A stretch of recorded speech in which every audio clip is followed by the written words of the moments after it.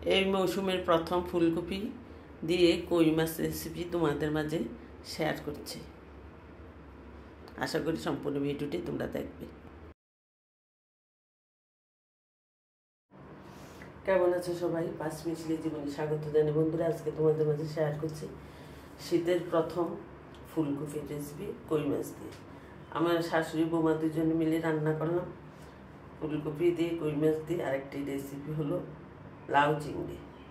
লাউ চিংড়ি রেসিপিটা সম্পূর্ণ শেয়ার করব না, যেহেতু শীতের সবজি ফুলকপি আজকেই প্রথম রান্না করলাম, সেটাই শেয়ার করছি কীভাবে রেসিপিটি রান্না করে। আশপাশে সম্পূর্ণ ভিডিওটি তোমরা দেখবে এবং 5 মিনিট জীবনের সাথেই থাকবে। লাউটাও নামিয়ে ফেললাম, হয়ে গেল লাউ চিংড়ি। প্রথমে আমি কই মাছ ভেজে নেব। কই মাছগুলি আমার যে কাজের হেল্পিং হ্যান্ড সে নষ্ট করে ফেলেছে। কই মাছের বুকটা সম্পূর্ণ ফেলে দিয়েছে। আমি পাশে ছিলাম না, এসে দেখি কই মাছের এমন অবস্থা করেছে, প্রায় বুকের অর্ধেক কেটে ফেলে দিয়েছে। করার কিছু নেই, তাই রান্না করলাম। ভেজে নেব। 7-8টা কই মাছ ছিল, 2টা ছোট ছোট ফুলকপি, আমি সাথে দিয়েছি আলু। আরেক পাশে ভাজবো ফুলকপি এবং আলু। মাছটা এক এক করে ভেজে নিচ্ছি লাল করে কই মাছটা। আর ফুলকপি আলু হলুদ লবণ দিয়ে ভেজে নেব। সবাই জানো ফুলকপি আলু দিয়ে কীভাবে রান্না করতে হয়, তবুও আমি শেয়ার করছি যেহেতু প্রথম ফুলকপি আমরা কীভাবে রান্না করি আমার পরিবারে, সেটি আমি শেয়ার করছি। হলুদ লবণ দিয়ে ভালো করে ভেজে নেব ফুলকপি আলু। ভিন্নভাবেও রান্না করা যায়, তবে আজকে প্রথম যেহেতু আজকে একটা অন্যভাবে রান্না করলাম।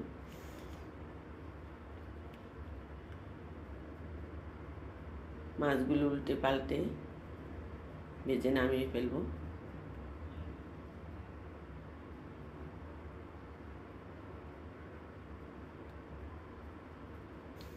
তারপর ফুলকপিটা আরেকটু নেড়ে লাল লাল করে ভেজে দেব। আর তোমরা কে কোথা থেকে আমার ভিডিও দেখো নিয়মিত প্লিজ লাইক কমেন্ট করে পেজটিকে এগিয়ে নিতে সাহায্য করবে। মাছ নামিয়ে ফেললাম এবং মাছের যে বাড়তি তেলটা ফুলকপিতে দিয়ে দিলাম। যদি ফেসবুক পেজ থেকে তোমরা আমার নিয়মিত ভিডিও থেকে প্লিজ ফলো বাটনে ক্লিক করে নেবে, আর ইউটিউব চ্যানেল থেকে দেখে থাকলে সাবস্ক্রাইব করে নেওয়ার অনুরোধ রইল। মাছ ফুলকপি ভাজা হয়ে গেল, এখন মূল রেসিপিতে চলে যাচ্ছি। দিয়ে দিলাম সাদা জিরা ফোড়ন, তেজপাতা এবং আদা বাটা, সামান্য খুবই 2 কোষ রসুন বাটা এবং পেঁয়াজ বাটা। রসুন না দিলেও চলে, তবে আজকে আমি দিলাম, যেহেতু একটু মাংসের মতো যেন টেস্ট হইবে রান্না করব। পেঁয়াজ রসুন না দিয়েও আমরা অনেক সময় ফুলকপি রান্না করি মাছ দিয়ে, শুধু জিরা ফোড়ন তেজপাতা দিয়ে, কিন্তু আজকে এইভাবে রান্না করছি। দিয়ে দিলাম জিরার গুঁড়া, ধনিয়ার গুঁড়া, মরিচের গুঁড়া, স্বাদ মতো লবণ, দিয়ে দেবো হলুদ। মশলাটাকে ভালো করে কষিয়ে নিয়ে একটু গোলমরিচের গুঁড়ো দিয়ে দিলাম। গোলমরিচের গুঁড়াটা মাছের ঝোলটা স্বাদ বাড়াবে। দিয়ে দিলাম হলুদ।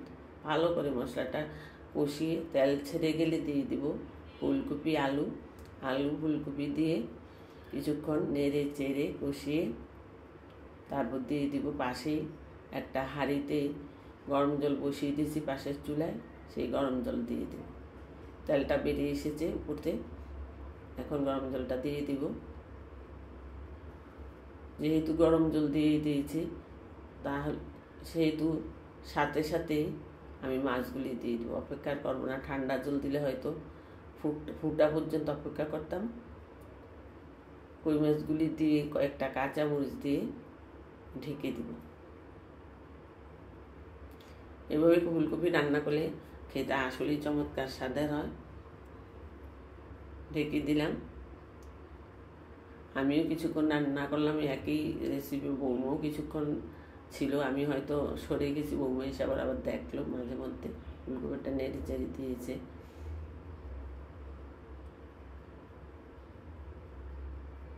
আমি যখন ভিডিও করছি, ভিডিওটা ঢাকা থেকে করছি, আমার ঢাকা বাসা থেকে। আমি কয়েকদিন বাড়িতে নেই, তোমরা সবাই জানো আমার বাড়ি কুমিল্লা। আমি কুমিল্লা থেকে ভিডিও করি, মাঝে মধ্যে ঢাকাও আসি। দিয়ে দিলাম নামানোর আগে গরম মশলা, সামান্য একটু ধনিয়া পাতা। কেমন লাগলো আজকের রেসিপিটি কমেন্ট বক্সে লিখবে।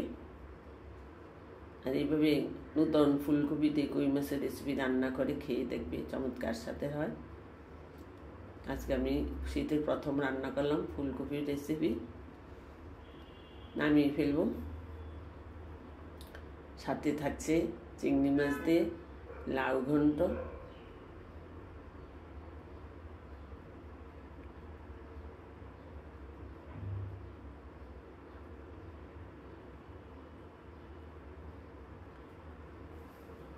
পরবর্তীতে আবারও দেখা হচ্ছে তোমাদের সাথে অন্য কোনো নতুন ভিডিও নিয়ে। ততক্ষণ পর্যন্ত ভালো থাকবে, সুস্থ থাকবে, নিরাপদে থাকবে এবং 5 মিনিটের জীবনে সাথেই থাকবে। আর দয়া করে লাইক কমেন্ট করে আমার পেজটিকে এগিয়ে নিতে সাহায্য করবে।